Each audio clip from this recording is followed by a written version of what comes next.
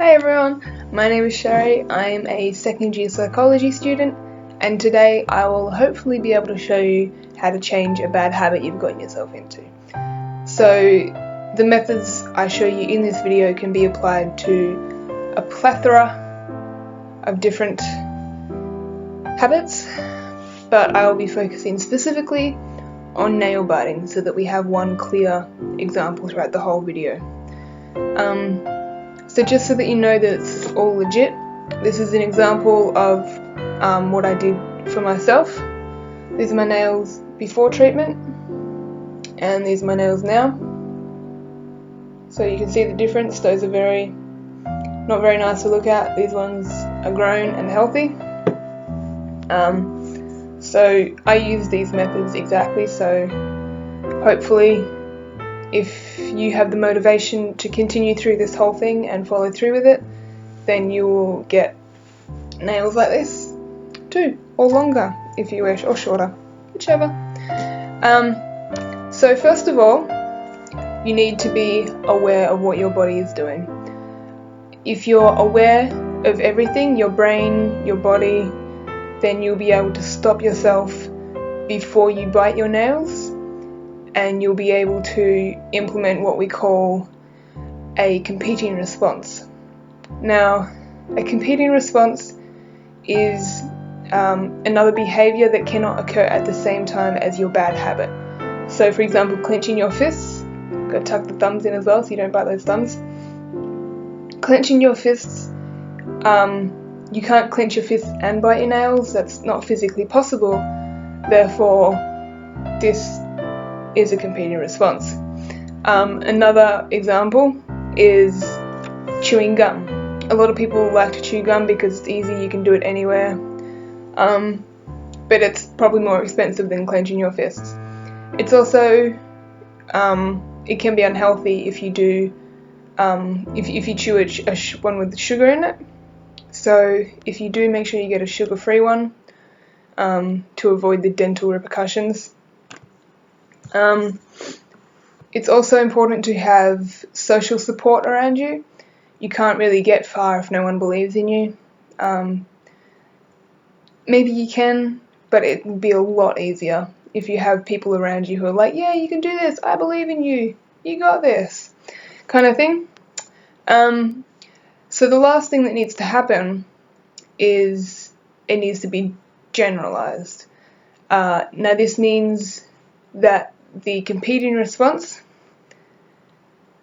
needs to happen in all situations, and the bad habit needs to decrease and not occur in any situations.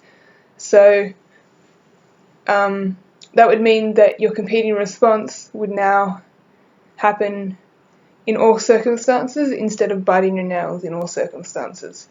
So if you bite your nails because you're bored, you would now do this because you're bored instead of biting your nails.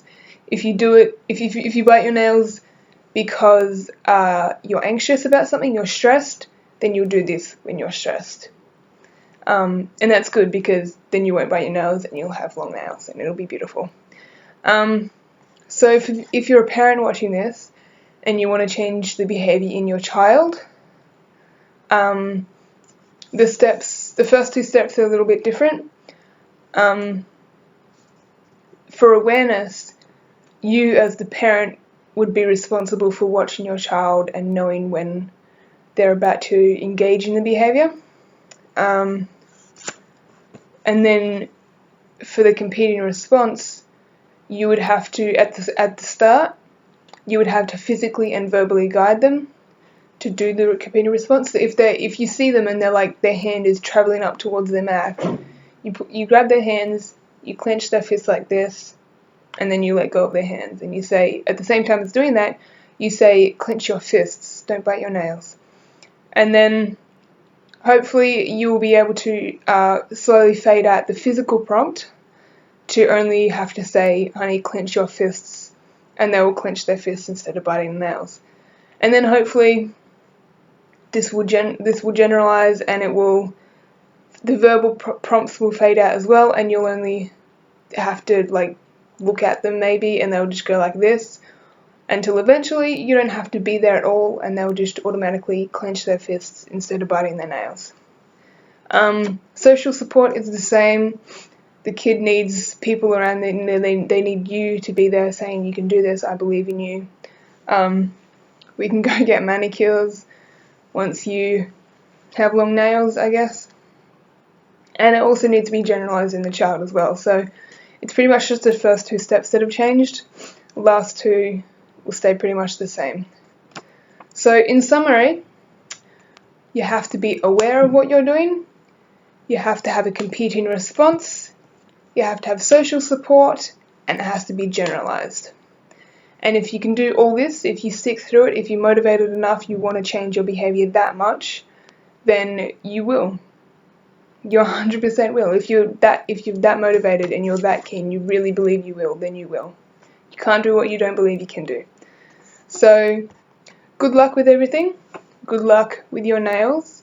And also make sure you keep care of your nails, you take care of them so that they don't get ripped, and then your brain's like, oh, you could bite them, and then you're like, oh yeah, I could bite them, and then you bite them and you're back to having no nails.